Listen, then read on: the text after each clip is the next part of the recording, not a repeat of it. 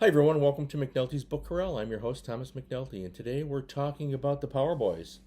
The Power Boys was a 6-volume adventure series for young readers in the 1960s, and it was written by Mel Lyle. Now here's the thing for you book collectors out there. Mel Lyle was a pen name for, once again, Whitman. We have another Whitman series, and nobody knows who he really was, probably multiple authors.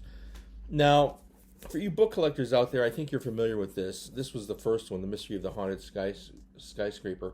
These books were published by Whitman, which I've talked about numerous times in other episodes. And they were great. They had wraparound covers. Take a look at the wraparound painted cover that they had on here. Isn't that great?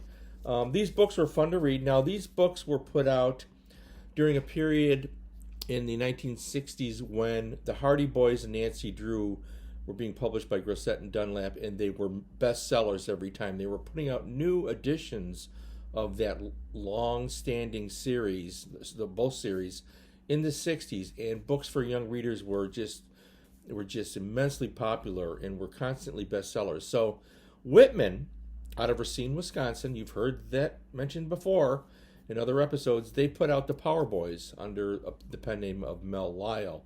Now, they're fun to read. It was Jack and Chip Power solved mysteries using their brains. There's really little violence. Excuse me. There's a lot of suspense. There's a lot of running around and piecing clues together. Very much in the vein of the Hardy Boys series from the same period. So I know a lot of people collect the Power Boys. The Mystery of the Burning Ocean was another one, and let's just take a look at the wraparound cover on this. I just think the covers were fantastic. The books are fun to read. I wish these would be reprinted because I think they're good books for young boys. I don't know why they wouldn't be. One of my favorites, The Mystery of the Flying Skeleton. Look at this fantastic cover out here on this. Really fun stuff. Now, these books were also featured interior illustrations, and they're these are boyhood adventure stories, old school stuff, but I think they're relevant today. I think that kids today aren't stupid. I mean, don't treat them like they're stupid. They would enjoy this stuff. The Mystery of the $1 Million Penny. There's another one. Look at that. Oh, did you hear that crack? That's right. That's an old one. I loved caves as a child. So I was constantly exploring caves and collecting gemstones and everything. So the Power Boys, here we go. The Mystery of the Double Kidnapping. Here's another one. Look at this. Fantastic cover art that they put on these books as a wraparound. So these books are highly collectible. Again, they were Whitman, so finding them in really good shape is not always easy. And The Mystery of the Vanishing Lady, I believe, was 1967. This was the last one. I think this series ran from 64 to 67. I'm pretty sure. So you'll remember this series was popular along with The Three Investigators, The Hardy Boys, Brains Benton. We will be covering those other series in later episodes. A lot of fun to read.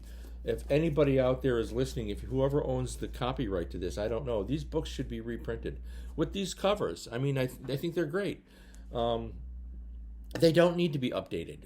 Just publish them the way they originally appeared, and then see how they take off. I think that this was fun stuff for reading. Now, there are a lot of books out there these days for young boys and girls to read adventure stuff.